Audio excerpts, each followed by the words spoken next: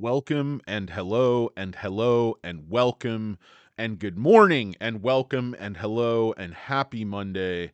And again, let me say, just for emphasis, hello and welcome and welcome and hello. You find yourself in the enviable position of watching Un Poco Mas, the show where we bring you just a little bit more on behalf of Hurricane Lopez and Stock Karen. My name is Danny Deals. You know me by my douchey knit cap. Trying to just get a taste of the van life, but not really working. Yeah, I agree with you, Joel Madsen. Let's fucking go. LFG, SoFi stock, moving on moderate volume, heavy covering today. So much to talk about. So many stories. The bear case against SoFi exists. It's existential, it's philosophical, and nobody understands it. Nobody gets it. I was on SoFi Weekly this last Friday, and the smartest guy in the room is Steve Fiorio. He writes articles on SoFi at Seeking Alpha. He's also on SoFi Weekly. And he was talking about, the bear case, and he said, what am I missing? There's nothing that's really going to hurt this company. And, he's not missing anything, guys. What everybody's missing is what the actual bear case, what can actually kill SoFi, what can throw SoFi into the dustbin of history. That case is very real, but it's not about numbers. It's not about gain on sale margins. It's not about interest rates that are transient. SoFi's not going anywhere in the near term. What is the bear case against SoFi is a fickle marketplace. It's social media. It's popular sentiment turning against SoFi. It's SoFi shooting themselves in the foot and not taking care of their members and getting bad PR and having a big scandal a la Wells Fargo. Okay, but SoFi is doing the absolute opposite of that. You see them today winning a couple of critical categories on the best of awards from NerdWallet, which people might love. They go, oh, what's the difference? That's just absolutely not. That is influential. It's important. Millions and millions of people see it, and there's a reason behind it, because that's that SoFi takes care of their customers and helps them get their money right. Guys, welcome and hello and welcome and hello. Thank you for joining me. My name's Danny Deals. You find yourself watching Un Poco Mas, the show where we give you just a little bit more. We are talking SoFi Technologies Incorporated, ticker symbol SOFI. The stock is moving up, 18 million shares traded. Let me give you a Toper time check. Toper time check. It's what the hell time is it, guys? It's 10:10 a.m. out here in beautiful sunny Los Angeles. Let me see. I do need to make a reservation. I want to say, Princess J, I love you. Sorry I'm on this foolish live stream again, but I just love the SoFi stock. I'm very bullish, as all of you know, as Princess J knows, as she's heard way too many times for her liking. Even the dog doesn't listen to me. She covers her ears when I start talking about SoFi. She's like, I get it. You like SoFi. Anyway, shout out to Cutes. Guys, I have so much I want to talk about. My brain is so scrambled. I'm so excited, but the stock is up 38 cents, $8.60. We're seeing heavy covering on the day, 4 million shares. Last Friday, 5 million shares net borrowed. Today, these turds just absolutely gave up. And again, it goes back to Steve's point. What am I missing? What is the big event? Look at the adjustments. We're not only getting beats every single ER, but we keep raising on guidance. So I've got to talk about the real bear case. I've got to talk about the FUD fake bear case. I've got to talk about these awards SoFi's winning and why it's important. I have to talk about where we're going from here in the next 3 weeks and beyond. I have to talk about what I'm seeing with options. I have to talk about where we're going with the chart. Everybody's saying we're going to break down below 6, guys. I told you here, 811, 812. This is the most critical level. Everybody likes to talk about levels. Everybody's talking 758. They don't know what they're talking about. This doesn't mean jack or shit. Um, the level is 812. We bounced off it. We bounced off the 50-day moving average. We've got 3 candles now. Everybody's saying this is just breaking down. I'm going to buy back at 6. They just don't know anything about what they're talking about. You have to look at the chart in the context of what's happening, the upcoming catalysts. Technicals, it just doesn't mean anything without fundamentals if you don't put it in context. People don't even look at the volume. They don't look at, people are like, oh, the short report doesn't matter. I certainly beg to differ. If you look at volume and you look at borrowing, you can absolutely show how they control the short-term price action on this stock. Some of that delicious California tap water. It helps me grow up big and strong. It gives me strong bones. Anyway, guys, what's going on? Good morning. Hope you're doing well. Thank you, David Bologna. I appreciate that. SJ Taveras, not a lurker. Hello and welcome. Yeah, it is chilly, JRP. You're right. Steve is a beast. Hola. What's up, Christopher? What's up, McDankins? What's up, David Bologna Sandwich? You fivehead. What's up? She chokes my chicken. What do you guys come up with these names? Are you guys 5 years old? Good morning. Good morning, Brian. This morning is so boring. Yeah, it is. Mondays suck, Brian. And you're not helping. Why don't you say something clever in the comments instead of, just putting it all on me to entertain you? Oh, I'll do my best Russell Brand impression. I'll just get drunk and punch a journalist or whatever the hell. Anyway, guys, I tell total strangers about SoFi C-Bar, and they listen because you're C-Bar. I might put you on put me on 1.5x speed. That's what I wish I could do on the tennis court, guys. 1.5x speed, because then I'd be like sort of normal speed. Back to $10. Absolutely, C-Bar. It's going to happen. Get glazed over eyes. You guys are funny. No, shorts are not returning, Lee. Shorts are covering in droves. 4 million shares covered today, and you see that correspond. That's right when you see the stock right here. That's when that covering started. Covering and volume, borrowing and volume, I should say, control the daily price action. It's just a fact. I look at this stuff every single day. I have for years, and it's just, it doesn't happen. I mean, unless you see something happen like a big institutional buy, a big no-do buy that'll move it. People are asking, how do these bearish analysts move the stock so much? It's essentially they get an echo chamber going within the media. The media has nothing else to report. It's very unusual that you get a big rating right at a New Year's holiday for no particular reason, with no sort of material fundamental changes going on the stock. Most analysts, in the 2nd of January, 1st of January, they'd be working. You got to think most analysts, investment bankers, hedge traders, they're all on vacation.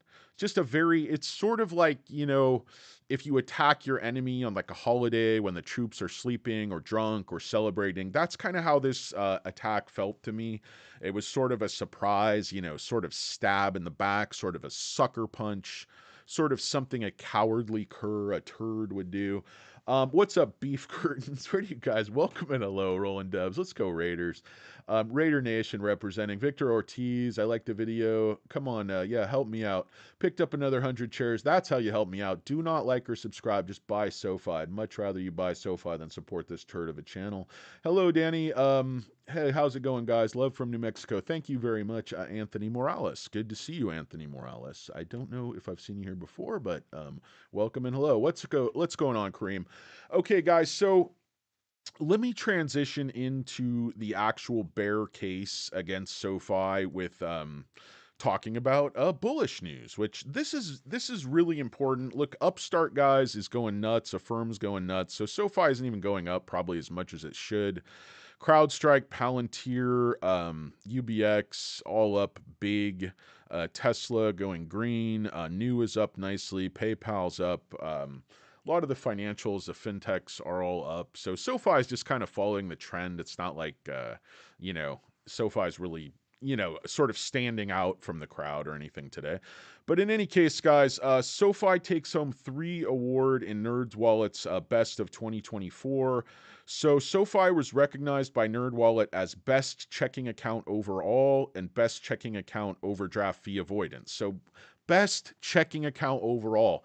When you consider that award in light of the deposit growth and the rate at which they're getting these super premium customers, it's like ice cream that we enjoy at SoFi.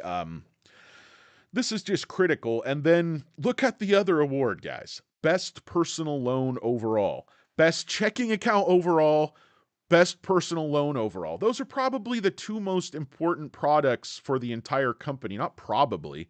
There's no the growth in deposits fuels the growth of the company, fuels the ability to make loans at lower cost, not having to use the warehouse facility.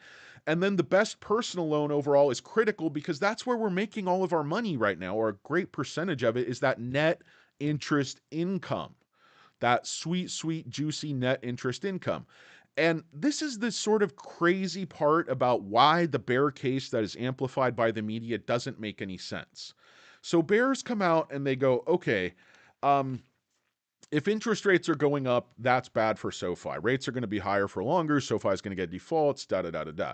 And then on the other side, if Fed announces, we're probably going to start cutting rates, nothing's even happened. The other, FUD spreading douchebag analysts come out and they say, whoa, whoa, whoa. These other bearish analysts were actually wrong, and we're just going to ignore the 90%, 95% of the data, which is bullish, and we're just going to make up some kind of completely illogical argument about how rates going down is actually bad for SoFi. Not, forget the fact that it's going to drive incredible demand for all of their products, going to bring new, extremely lucrative student loan borrowers who have the highest incomes and credit scores of any of SoFi's customers. It's going to bring them onto the wheel. It's going to be extremely important long term. Forget all that. What's the problem? The problem is their loans are going to go down in value because of the way they do their accounting. This is the same thing the Chia Pet was harping on some time ago. I've heard the same argument from who's that other sack of shit with the 850? Kevin Barker from Piper Sandler, who's actually a very good analyst. Looks like he might have been like a high school wrestler, took a few blows to the head. But in any case, guys, that's neither here nor there. But you look at this argument. It's the accounting. So here's a little dose of reality, a little Danny Deals 101. Any accounting system you choose, as long as it's consistent. Some things you're going to go, okay, this is front loaded, it's going to hurt you. Okay, so rates coming down, it's going to hurt you. But then someday rates are going to go back up. And the change in as long as your accounting system is consistent, it's all going to come out in the wash over time. It's all going to work in the long term. They don't want to accept GAAP anymore. This is like that illogical thing where that guy put out the 20 point treatise on X/Twitter about how bad things were. And the guy from like StockTwits, who owns StockTwits, or one of the founders or whatever, kept, publishing it. And then when anybody would criticize him, he would, start sort of crying and complain, oh, he's like, have you looked at your own forum here? Like, this is kind of what happens here. But in any case, it didn't make any sense. It said, oh, SoFi's actually losing billions of dollars a year in cash. So they don't accept SoFi's own numbers. They don't accept GAAP numbers. They just make things up. And this is, again, I'll just go over like sort of 3 of the biggest bearish analysts: the parrot, the five-headed beak bologna sandwich, and the chia pet. So look at the parrot. He says tech is going to slow. Tech growth is going to slow. Okay, this guy right here, Michael Perito. He looks like sort of some, bad actor, like, out of some like low budget, movie. It's like he's just smirking. He's like, get the papers. Maybe Johnny 2 times. But okay, his argument, his sell rating 650. It basically hinged on 2 things. This accounting, interest rates going down is bad for SoFi. Just totally illogical point. It's been dismantled now by every Tom, Dick, and Harry, every YouTuber, every writer. It doesn't even make any sense if you start to break it down. But then they're just going for 3 days of fear, obfuscation, confusion. They're not trying to convince any expert with these downgrades, because no expert, no one competent would pay it any mind. They just use it to buy. But they can scare the hell out of stupid, weak-handed, paper-handed, weak-kneed retail investors such as yourselves. No, not you guys, but other people, other turds out there, not the turd army, but just general turds, general purpose, all-purpose turds. Um, but the parrot is saying tech is slowing in 2024, and management and the trend is telling you tech is growing. So management has been delivering on their promises quarter after quarter, exceeding, giving guidance raises, and they keep beating quarter after quarter after quarter. Their projections are very honest, very conservative, and they actually fudge them to the downside. Excuse me. Now, management's telling you tech is going to accelerate growth, be a bigger part of our profits through 2024, and it's just going to accelerate going forward. Now, the parrot, the hairline, Michael Perito, just tells you the opposite. He provides absolutely no evidence, absolutely no real rationale for this, but he just parrots the point as he will. He also tells you accounting is a big problem because the loans are going to be worth less. And Noto is basically telling you, net interest income is going to keep growing and our margins are going to keep getting better. And this is why I think the bearish analysts never cite the data from the ER, because the data, the trends prove that what they're saying is a complete crock of made up, intentionally dishonest, in my opinion, bullshit. It's all bullshit. What the guy is selling does not make any sense, and it is actually 180 degrees contrary to the facts, to the trends, to the data. And you look at a guy like the five head, the bologna sandwich, first off, I'd say he has a head like a drive-in movie screen, and then Noto has absolutely perfect hair. So if you're going to make that comparison, I don't even understand the bologna sandwich's calls, his arguments. Um, he's a sell at $4, so he thinks the company should be worth less than half of what it is now. Now, I'll point out, the parrot was a hold 2 years ago, over 2 years ago, at almost $19. So he has decided over the last 2 years of SoFi's rapid growth, execution. Over those 2 years, bank deposits went from like 1 billion and we're about to hit 20 billion not too long. Profits, EBITDA, just accelerating, about to hit a gap net profit. Even his own call says this Q4 ER is going to be profitable. I think it's going to be more profitable than people think. But then he says a EBITDA for 2024 is going to be 10 to 15% below analyst estimates, are probably 20% below what management is telling you. Is that statement even a tiny, tiny, tiny bit credible? Like this guy's weighing. I mean, come on. And shorts are covering now here. They were going to have to cover at 950, 10. And of course, this is much, much better. They don't book such a huge loss. And they probably resharded up there. They didn't really reshard.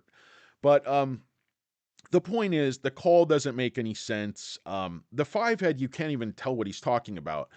And look back at the Chia Pets calls when he was leading this charge of pasty douchebags who were just out to do hit pieces that were timed with attacks on the Sofi stock, in my opinion.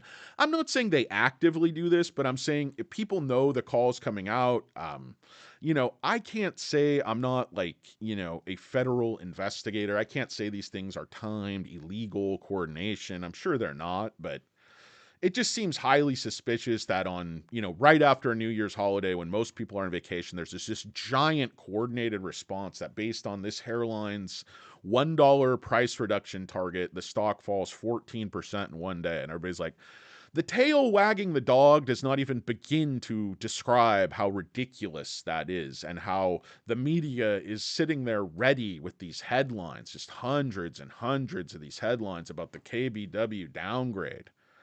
I mean, so look at the Chia Pet and look at management. Chia Pet said SoFi may need to raise money toward the end of 2023 because so many loans are going bad and all these things. Look at what this asshat said at the beginning of the year. That's why he's silent, because nothing he said was going to happen in 2023 happened. Nothing. He's 100% wrong on everything. Dolev called bullshit on it, management called bullshit on it, and it just doesn't happen. The deposit growth fuels lending capacity. Okay? And with their warehouse lines, they wouldn't need to borrow money on unfavorable terms anyway. They already have credit facilities in place for billions of dollars. Hey, so who is more credible, these analysts or management?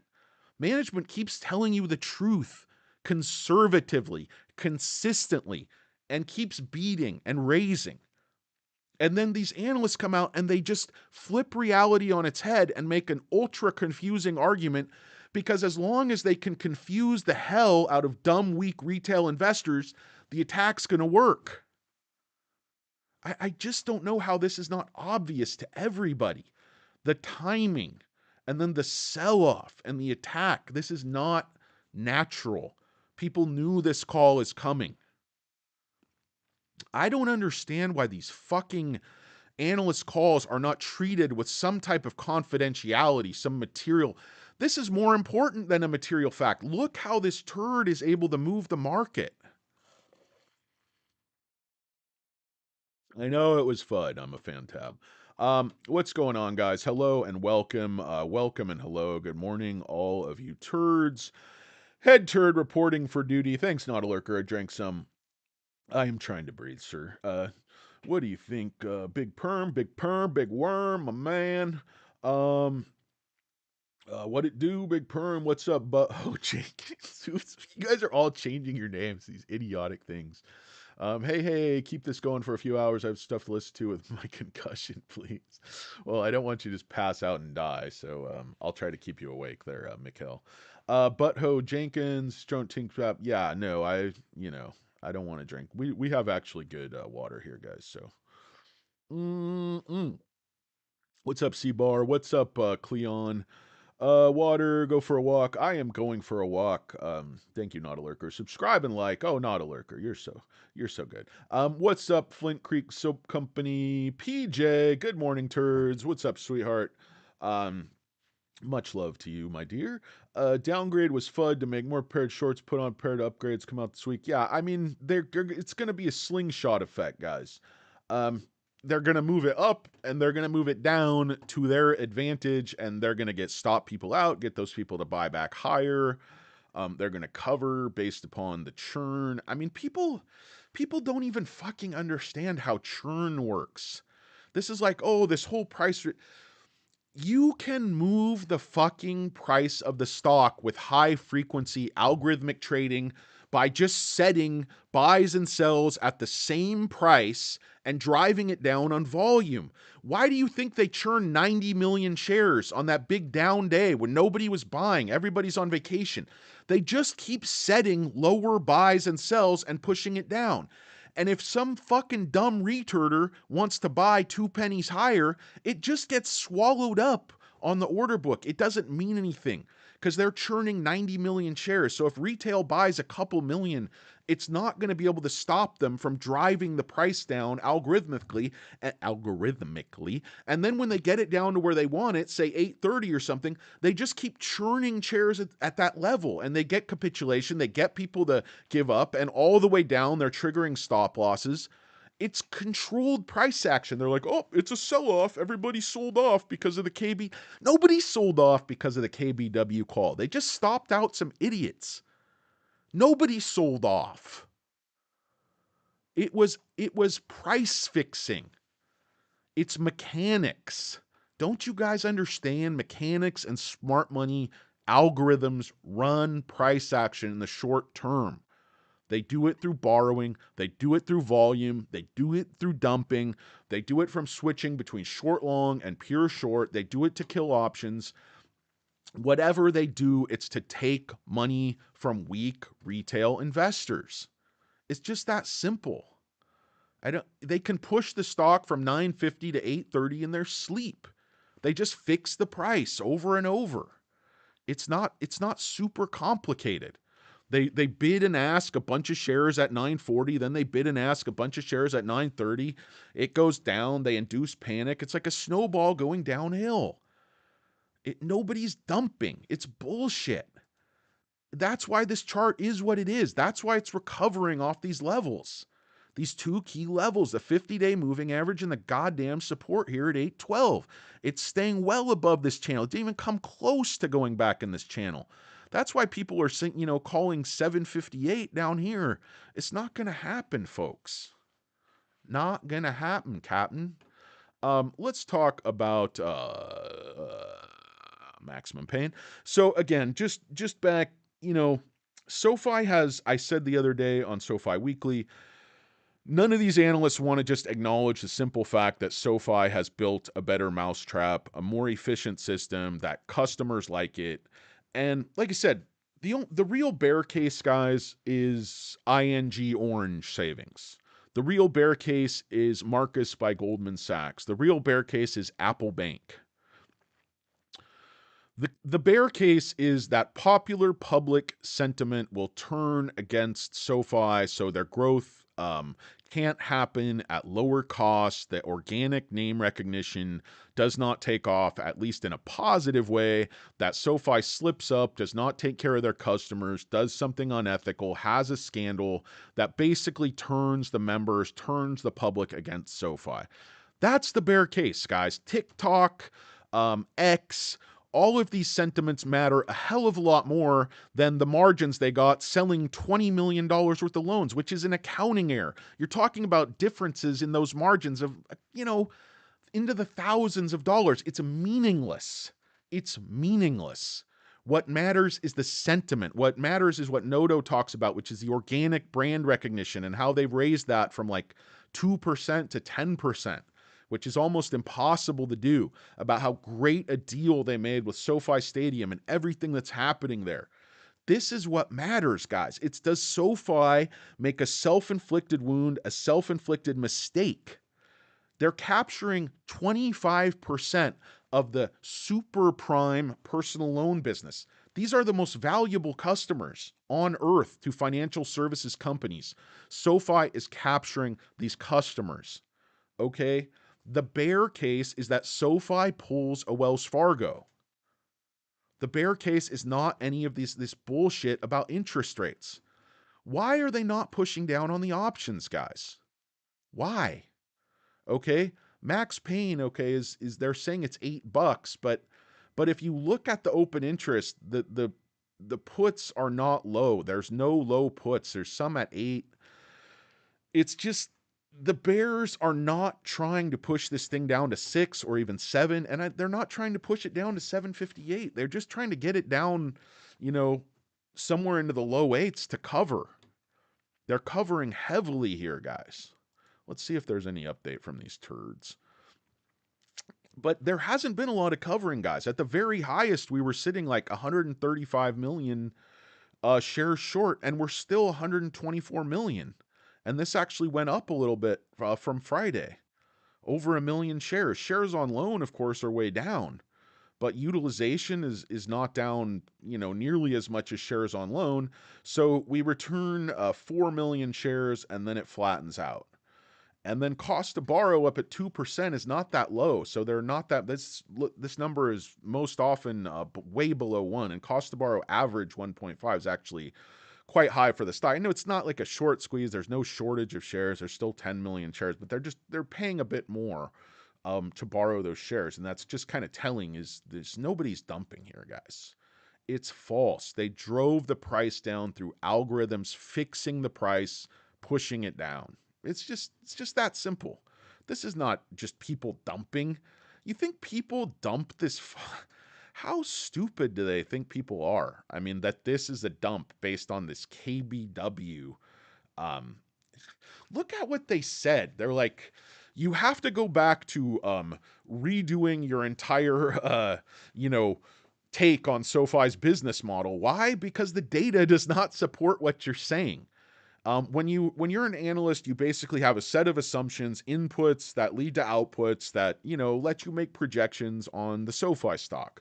or on any other stock. And they're like, well, we do think SoFi is going to hit, because the guy wants to maintain credibility. He's basically a market timing analyst. He's not, I don't think that makes a lot of credibility. Basically, anytime the stock spikes, he seems to put a sell on it. If it's putting along, he keeps a hold on it.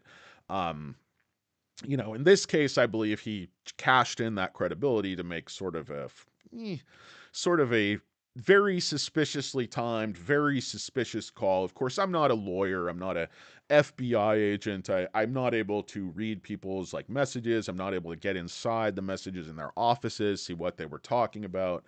I just don't know, guys. I don't know what's legal and what's not in terms of these calls, releasing the information. But it just seems to me, when you have the power to move a stock 20% in a week, with all of the amplification of the media, that this should at least be held, confidential. I know it's not a material insider, insider information on the company, but it's certainly a catalyst that's going to have a massive effect on the stock. So if you know this is coming and you're able to trade on that sort of inside information, not inside the company, but just inside information that's not available to the general public, it would seem to be extremely, extremely problematic and unethical for me. I don't know if that happened. Maybe that's under some kind of lockup where he has to keep this absolutely secret and no one else in his office even knows about it. But I find that very, very hard to believe. It certainly seemed like, the bears and the shorts knew this call was coming, because they were sure as hell loaded and prepared for it to churn 90 million shares, artificially drive the price down over $1 in one day, and 90 million shares traded. Of course, that's this tick here. Actually, it was 83 million shares traded. But you see, coming into that, guys, 26 million, 38 million. So they're setting up here. Volume's a little low. And then the next day, volume drops back to 37 million. So, just on the KBW call, just an extra, 50 million shares traded or whatever. Makes perfect sense, right, guys? This is all totally above board, right, guys? This is just how things go. I mean, it's just a totally organic reaction, totally, normal thing when you have an ER coming up in less than a month. It's a New Year holiday. Absolutely nothing has changed with the stock other than the price has gone up above your previous. Wouldn't it make... He was going for maximum impact. That's my opinion. It's like the movie Maximum Impact. What was that? Charles Bronson or Dirty Harry?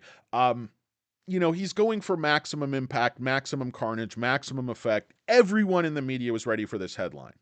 I mean, it went everywhere. It's like wildfire. It's driving the price down in a panic. And then it'll reverse just as quickly as the market makers want to push the stock back up. You know, they didn't cover that many shares. Which leads me to believe they're accumulating, going from pure, short to short long again, hedging again. Um, again, if you take a look at the options this week, guys, there's quite a few calls at 850 and then 9 and then a few at 950. And then the puts, these are closed. They're basically very, very weak volumes coming in at 750. And then most of the puts are the strongest, actually, with the puts is at $8. So you're not seeing other weeks. You'd see, a lot of stuff going on down here, 650. These have all been closed. These options down here at $6.50. Obviously, these are probably head. But next week, guys, they have just crazy volumes coming in. $5 calls. Look at this open interest, guys. 750 calls. It's 50,000, 50,000. It's just totally insane. I don't know. I don't know what's happening, but expect next week to be very, very spicy, very exciting, and very spicy. As far as, like I said, the chart, the stock is holding, recovering nicely, but this is basically, it had a complete overreaction to the call, complete overreaction to these red days, churning, some covering, and then the stock's going to go back up before the ER. I think...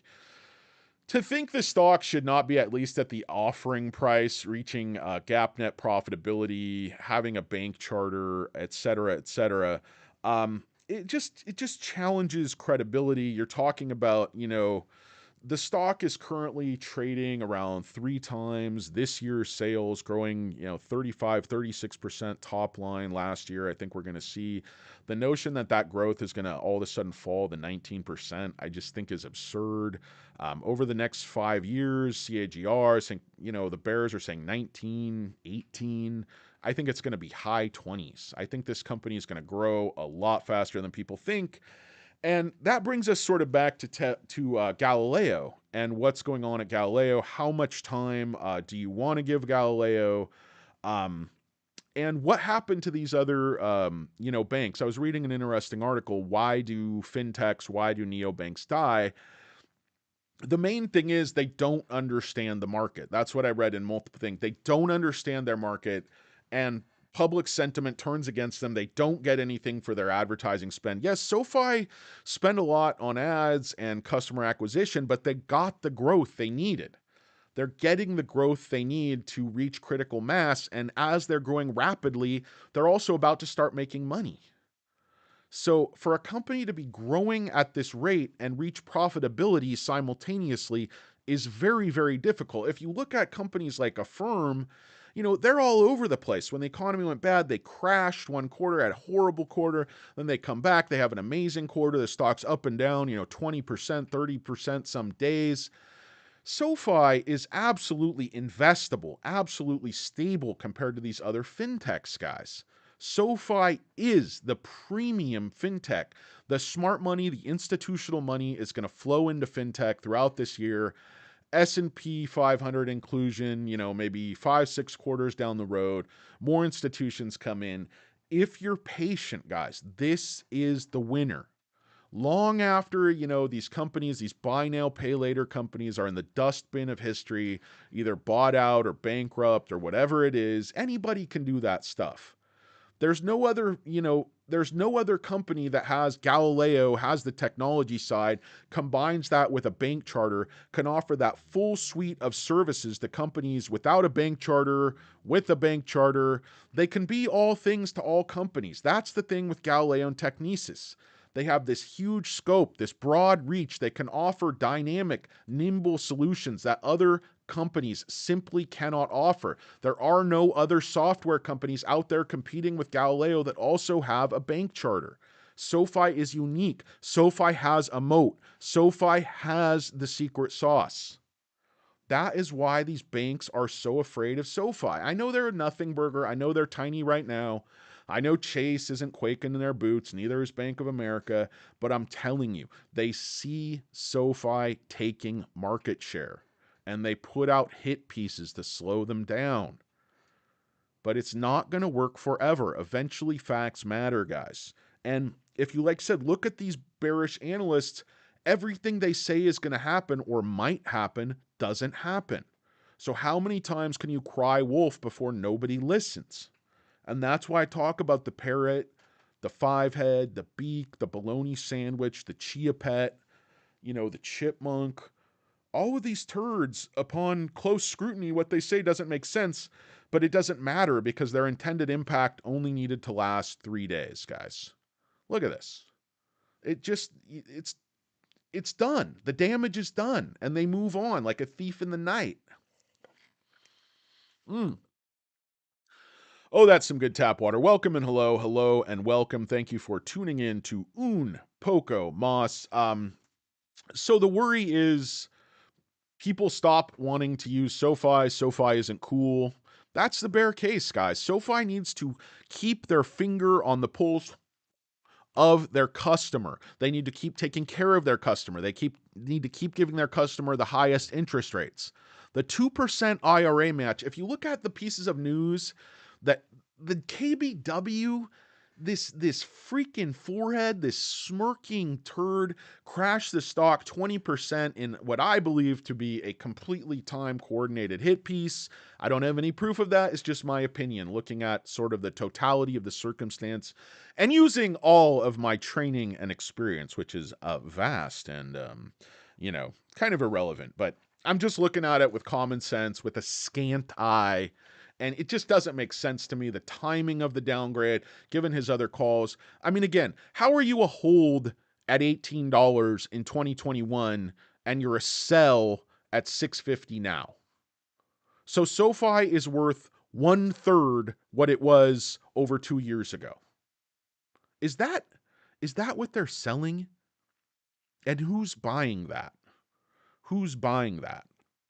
Um so the bear case is just far more like abstract and sort of it's based on fees. It's based on public sentiment. It's based on emotion. It's based on how do people feel about this company. That's why the organic name recognition growth is so critical. That's why Noto talks about it. That's why direct deposit is so critical. It shows a tremendous amount of confidence in these customers and staying power. That's why I think people dramatically underestimate the importance of the student loan business going forward to SoFi. People are like, yeah, it's not the core of their business anymore, but it brings in customers with 780 plus FICO scores and very, very high incomes and advanced degrees who can then get mortgages, all kinds of loans, all kinds of other products that SoFi isn't even offering yet. This company, Noto, keeps saying it. We're the best positioned of anybody to capture market share for decades to come. This company is going to grow. It's just slapping us in the face that they're doing it right, that they built the right model, that they built a better mousetrap, that getting that technology arm was brilliant. It's going to save them a lot of money. It's going to pay for itself eventually. And they're going to be getting money from all their competition. Get money. They're going to be getting money from all their competitors, or not all, but a lot of their competitors, some of their competitors, a few of their competitors, whatever it is. Um, so I guess the main question is the bear case in terms of, sorry, I'm all over the place. What else is new? The bear case in terms of Galileo is, do they have a best-in-class solution, or at least near a best-in-class solution? And can sort of the intangibles around the universe of products they're able to offer, can that capture some significant market share from larger and mid-size institutions, other actors? I'm thinking they're going to get into branded cards, banking, airlines, people want out of that business. The auto company credit cards, the GM credit card, the United Airlines credit card. People don't want to be in that business. It's a tough business. They're giving, way too many incentives. There's way too many defaults, etc. But SoFi just, as long as they're extremely careful with who they're loaning to, who they're underwriting, they have to be a lot more careful with who they're willing to give a credit card to. I mean, that's a loan, guys. We don't want defaults there either. And sorry, my chair is once again squeaking, but it's just the way it is, guys. Let's look at the daily. Let's just look at the daily. Algo working pretty hard, but you know, you can't hold the stock down when you're covering 4 million shares on relatively light volume. So they're covering that many shares. NerdWallet is up 7% today. God, what a move there. So anyway, any other news? Buy this on. They're saying buy Ally. Said Ally's a pretty good company. I think it is actually undervalued, so I'm not mad at SoFi. On I don't know what it's called, but like their members show, we had a discussion. I can't even watch it because I'm not a member. I was on the show and I can't see it. But with Steve and Tevis on Friday night, very late, going past midnight, had a very interesting discussion on Palantir. Steve was talking about what he thinks over the next, 10 years, SoFi is could quite possibly 10x, where I think Palantir from these levels would be more of a 4 to 6x. But it's kind of an interesting thing, because if SoFi is a stick of dynamite, Palantir could be like a nuclear bomb. Like SoFi could explode, it could grow, but a company like Palantir, there could be an unforeseen chain reaction that makes the company extremely important, extremely powerful, by magnitudes that we can't really understand yet. So where SoFi could catch fire and grow, Palantir could catch fire and explode if something they're doing with AI becomes extremely important, et cetera, et cetera. So very interesting discussion on broadcast on future investing, fundamentals of investing in their members area. I'm not a member, so I can't watch it, but I was on the show. So if any of you guys are members, give it a watch and tell me if it was any good. Mm, mm. I'm going to bail out of this turd, guys. Let me go to your comments, see if there's anything else I can share with you turds. But See if there's any news. Upstart, SoFi's top week financial losers, insurers climb. Yeah, again, so these headlines, yeah. SoFi stock slides after downgrade, underperform at KBW. I mean, this is still just coming out everywhere. Rapid growth might be worth the risk. So yeah, let's take a look if there's any new news over at Clip Ranks. SoFi Upstart, rough start, notable open interest changes. SoFi stock, let it slide before you go in. This is probably, is that David Modell? Yeah, he changes his mind every other day. Takes 3 awards, has what it takes to be in your portfolio Monday.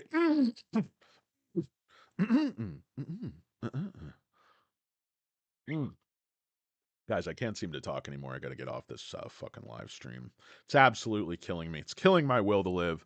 It's giving me a case of the Mondays dealing with you turds. What's up, Piston Billy? Retract that message. Thank you. Oh hi, Boke, Sofa, Trash Talk. Good. Welcome and hello, oh hi. Pete, what's up, Pete? Firehouse Pete, nice to see you slowly warming up. No, I know. No, he's like Steve's really good, but he's willing to he's like, look, you don't get it, you don't get the industry, you don't get these analysts, and I agree, but I just think there's levels of what's going on. There's what they're talking about on the surface, what's ostensibly going on, and then there's what's really going on. And I feel I have a lot more understanding than some people think about what's really going on. And, I did study economics at a very good university. I'm not as dumb as I look, guys. Yeah, let's continue to doubt Noto. Let's continue to get bet against Noto and see how that's working for you. What price do you think they would be trading if they were already profitable? I 1375. That's my target for gap net profit. They essentially all basically cash net cash flow positive already. Just depends who you ask. You know, but the books, the audited financial statements say they're doing quite well and they're about to make a profit. Even the bearish analysts who downgrade the stock acknowledge they're about to make a profit. How does it follow the EBITDA is going up so fast that they're reaching gap net profit and that keeps going up, but then that EBITDA is going to make a U-turn because interest rates go down and be 15% below analysts? Does that pass the smell or the laugh test with anyone? Does that just, but maximum FUD did the damage for 2 days. The guy's a 5-star analyst, credibility's there. And because the tail wags the dog and the stock goes down, his percentages go up. It looks like he's brilliant, but he didn't fundamentally say, hey, the stock's about to drop 20% tomorrow because fundamentals of the company. And then it did. He pushed the stock with the media down. I mean, that's what happened. People didn't reanalyze and go, hey, because this guy lowered, we think the stock's worth 20% less. He just put out this call and then the algorithms forced it down through high frequency algorithmic trading, fixed the price, buys and sells, pushed it down, churned the stock, got capitulation, got people in stop losses. It's completely pre-done mechanic bullshit. Nobody turned on the stock because of that idiotic rating, that nonsensical gibberish. Hey. Thanks, Nautilurker. Appreciate you always, my friend. Watch the rerun. It's a big fat piece of crap. Seems like Katie. Yeah, I mean, yes, it's obviously a huge conflict, and I don't even care about the conflict as long as people don't know in advance the call is coming out and they set up a massive attack on the stock, which is what it looks like people happen. I'm not saying the analyst is telling people, but do people in his office know what's happening? Is there some type of confidentiality requirements? Is there some type of lockup? If there isn't, there certainly should be. Because if you know this call's coming, you have inside information, not insider illegal information into the company, but the tremendous amount of power the analysts and the financial media has to be addressed. This has to be addressed. It gives market makers just a massive advantage over retail investors and allows them just to skin retail. And I mean, life's not fair, guys. It's like Anton Chigurh said, fair's got nothing to do with it. Or no, was that Llewellyn Moss? Like, well, fair's got, I can't remember. It's No Country for Old Men, it's Coen Brothers, one of my favorites, but my brain is too scattershot at this point to really understand what I'm talking about, what I'm saying. My thought process is a broken, disjointed mess here on a Monday. But I will say, Welcome and hello and welcome to those of us joining us. Doesn't even make sense. It's un poco mas, guys. I do my best to bring you just a little bit more. The banking biz is ripe for consolidation. SoFi is going to be a huge buyout target in the next couple of years, guys. I don't know what they've been offered. I know there's offers. I mean, think about it, guys. People see the growth. People see what this could become. Any number of people want to buy. People were saying how dumb it was that Wells Fargo didn't go after him. Citibank could have gone after him. I don't think Bank of America or Chase would necessarily go after him. Don't think it really makes sense for like U.S. Bank. They're more, I think it makes sense for one of these sort of mega banks that are kind of on like a downward. People talk about how undervalued Citibank is. But there's a reason their business has gone down, their stock price has gone down because they just have no cachet. They're not growing. They have a lot of problems. So these mega banks, while they're still very, very profitable at this time, they're looking out on the horizon and they're seeing, that they're not really pushing into the future in terms of technology. Tap water's gone. It's time to move on, guys. It's the SoFi stock, ticker symbol SOFI. What I talked about is does any other software company have a bank charter? No. And the federal government, who's it? OSS, OCC, I don't know all these acronyms, but they basically said, I think it's the OCC who gives the bank charters. Ultimately, they're not giving more bank charters. They're going to be extremely, extremely fickle, frugal, exacting with giving any more bank charters. These fintech companies, I think SoFi made an extremely smart move in terms of regulators to get out of the Bitcoin business, get out of the crypto business. I think SoFi is future-proofing their business. I think they will do well in any rate environment. I think they've proven that. I think management's proven themselves. And you basically have to say, if you're looking at the bull case versus the bear case, what do the trends show? What do the numbers show? What does the deposit growth show? The member growth show? The only thing that the problem is the wheel strategy hasn't had a chance to work yet. So you don't see the type of growth in the products per member. You don't see the type of growth in revenues per member, profits per member that we want to see. We've had to pay a lot for the customers we've had, but management has done an exceptionally good job to this point. They have not had ideal conditions. Going into the second half of 2024, 2025, we should see ideal conditions, and SoFi should do just extraordinarily well. That's my opinion. I like this ER. I like a blowout. I like huge deposit growth.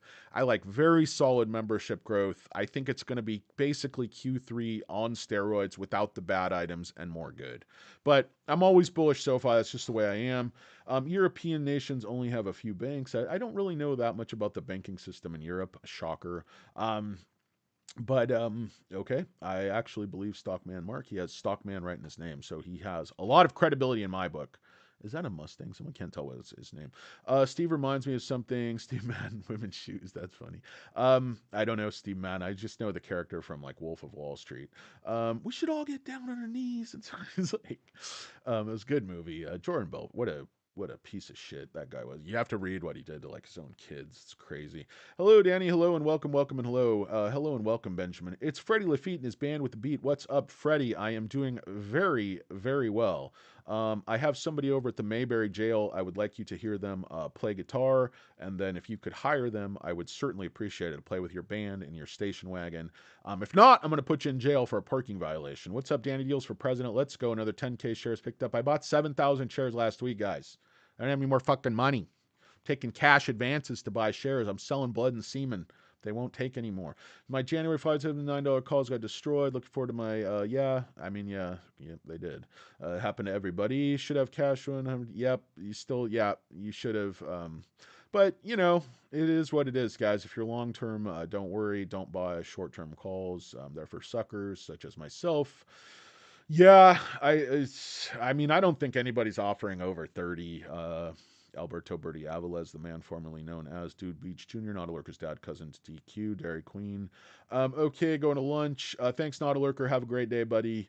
We will catch you soon. J Mac, great job. SoFi Weekly. Thanks, J Mac. Appreciate you, my friend.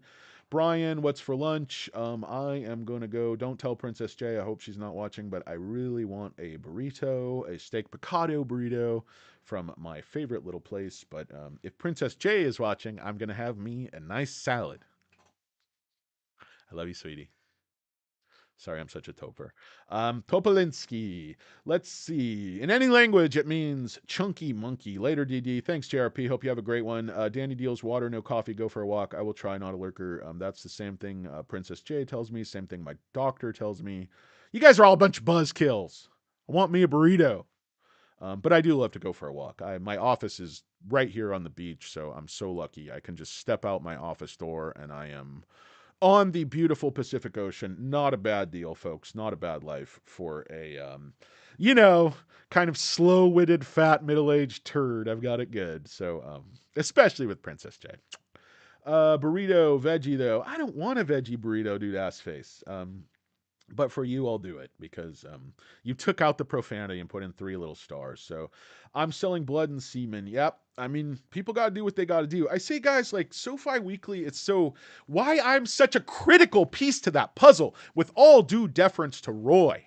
Oh, God, I saw Roy just with Tanner, by the way. I don't know who Roy is. Tanner calls him Boy Wonder or something. But when he's on SoFi Weekly, he just kind of sits there like a corpse. Looks like an Undertaker. He doesn't say anything. I saw him on with just Tanner. The guy's fucking great. He's smiling. He's laughing. He's animated. The guy's fucking very intelligent. I was really, really impressed. Just was watching another video he did just with Tanner. And it's like when the guy is featured and he's like, able to just talk and make his points. He's not trying to like fit in and not step on anybody. Guy was totally different Roy. I'm becoming a Roy fan now. Munson. Got Munson out here in the middle of nowhere.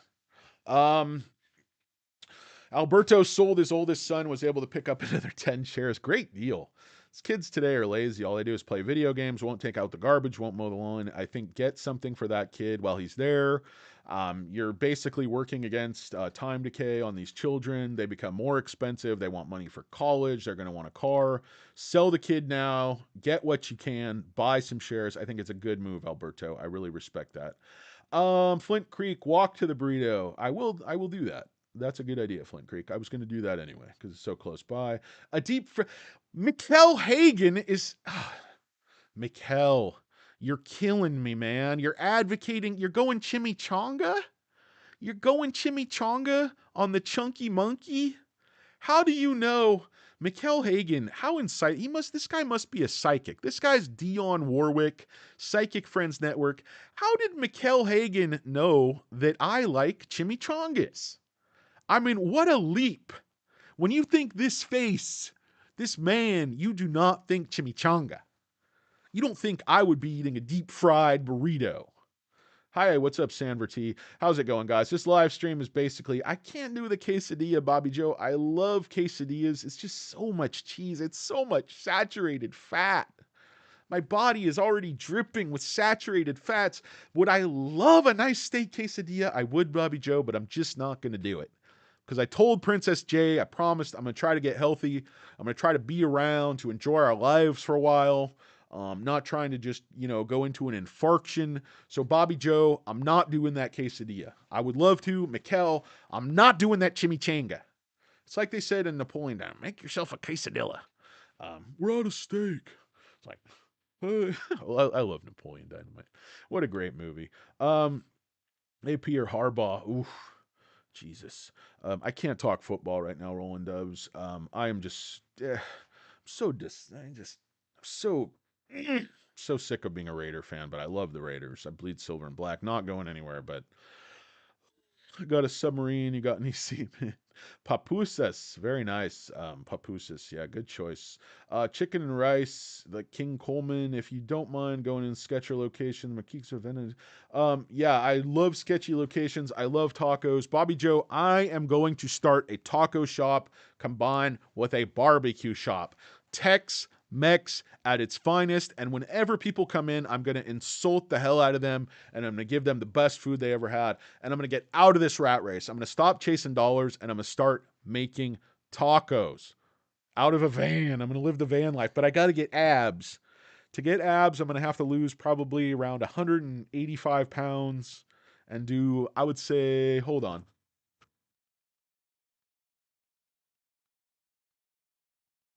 That can't be right. 7.2 billion crunches. I don't know how long that's going to take. Probably going to take me at least a couple weeks before I can live the band life. One burrito or one SoFi share. Oh, bread dab, you're killing me. Okay, I'm going to buy a share and I'm going to go get some Egg McMuffins out of the dumpster. You shamed me into it, bread dab. Bobby Joe, yep, Sanver T. Guys, I'm going to get the hell off this live stream because I haven't said anything of substance in about a half hour and I have a lot of work to do for the big dog. So, got to get on task. But short interest, guys, give you one more look see. It flattened out. It's going back up. So, 3.5 million net borrowing on the day and was 500,000 Fridays. So, or net return, not net borrowing. So going down, you can see that with the stock going up, and you could see that run where they returned all those shares was right here, flattened off right here. So guys, if you look at this chart, people are like, oh, the short volume, the borrowing volume doesn't matter. Look at it. I mean, you're telling me this doesn't matter over the short term? This is where it went up, right here. Okay, 7:30. Stop going up 15 minutes later.